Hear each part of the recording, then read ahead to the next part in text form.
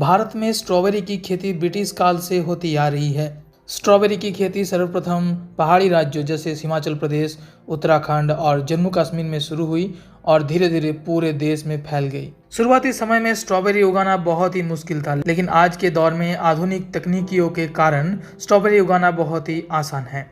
Strawberry Bharat के उन हिस्सों में आसानी से उगाया जा सकता है जिन हिस्सों में ज़्यादा गर्म और ज़्यादा ठंडा नहीं पड़ता। इसके लिए औसतन तापमान 20 से 30 डिग्री उपयुक्त होती है। किसान अक्टूबर या नवंबर महीने में स्ट्रॉबेरी के पौधे लगाते हैं और फरवरी या मार्च महीने में फल तोड़ने के लिए तैयार हो जाते हैं। कई रिसर्च में ये पाया गया कि सर्दियों में स्ट्रॉबेरी के पौधे को प्लास्टिक से ढकने से फल तेजी से बढ़ते हैं और इसके अलावा उपज भी ज़्यादा मिलता है। अगर झारखंड के रांची के इलाके में स्ट्रॉबेरी की खेती की बात करें तो रातू, मंदार और मांझी के एरिया में ज़्यादातर किसान स्ट्रॉबेरी की खेती कर रहे हैं। इसकी खेती के लिए 5 से 6.5 pH वाली मिट्टी सबसे अच्छा होता है। भुरभुरी दोमट मिट्टी में इसकी खेती सबसे अच्छा होती है। हालांकि अगर अच्छी पानी की व्यवस्था हो तो बालुई मिट्टी में भी हम इसका खेती कर सकते हैं।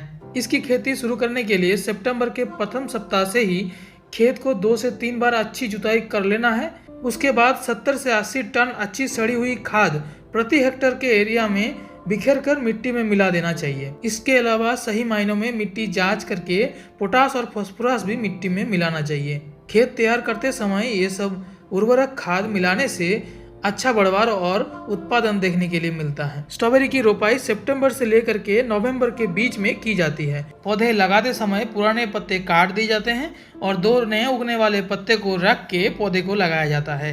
मिट्टी से होने वाले रोगों से बचने के लिए पौधों की जड़ को 1% बोडो मिक्सचर या फिर 2% कॉपर ऑक्सीक्लोराइड या फिर डाइथेनियम 45 के घोल में 10 मिनट तक उपचारित करके छाया में हल्का सुखा लेना चाहिए। उसके बाद ही पौधे को लगाना चाहिए। क्यारियों में स्ट्रॉबेरी लगाते समय पौधे से पौधे का दूरी 30 सेंटीमीटर रखा जाता है। पौधा लगाने के बाद हल्की सिंचाई करना आवश्यक है।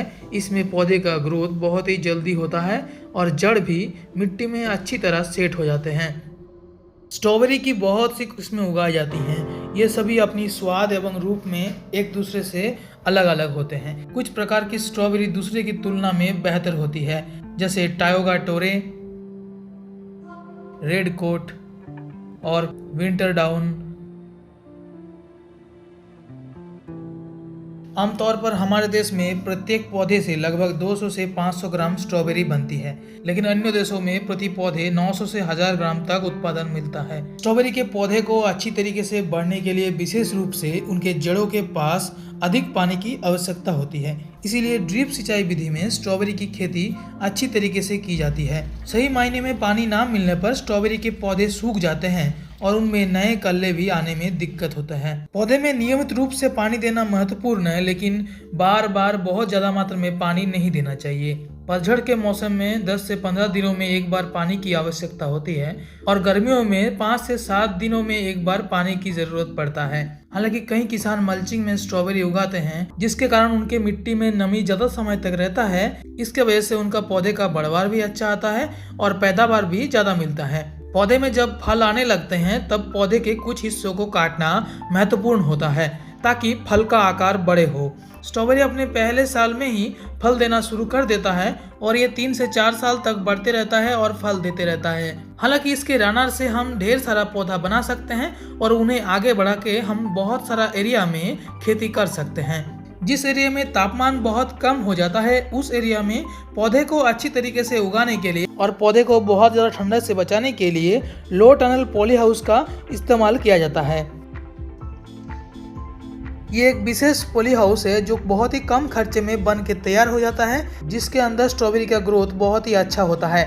स्ट्रॉबेरी के पौधे में लगने वाला कीट की बात करें तो थ्रिप्स और लाल मकड़ी इसमें बहुत ही ज़्यादा लगते हैं। उसके अलावा कार्डवर्म और निमाटोड की भी अटैक देखने के लिए मिलता है। इससे बचने के लिए हम खेत में नीम खली का इस्तेमाल कर सकते हैं और अगर पॉट में ग्रो कर रहे हैं तो उसमें पॉटिंग मिक्स में भी नीम केक का इस्तेमाल कर सकते हैं। फफूंदजनित रोगों से बचने के लिए हमें प्रिवेंटिव में कुछ फंगीसाइड का स्प्रे लेना है, जैसे डाइथेनियम 45। इसके अलावा साफ, जिसमें मैनकोजेब और कार्बेंडाजिम का कॉम्बिनेशन मिलता है, जो कि 2 से 3 ग्राम प्रति लीटर के डोज में छिड़काव करने से बहुत ही अच्छा रोकथाम मिलता है।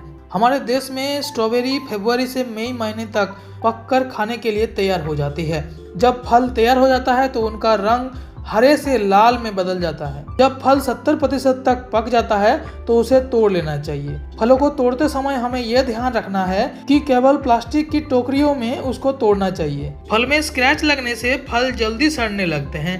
अगर हम फलों को तोड़ने के बाद 2 से 3 घंटे के लिए कहीं ठंडे जगह पर उसको रख दें तो वो लंबे समय तक टिकता है और वो बहुत जल्दी सड़ते नहीं है।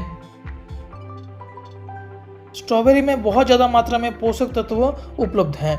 इनमें 0.7% प्रोटीन, 11% फाइबर और 9.8% कार्बोहाइड्रेट होती है।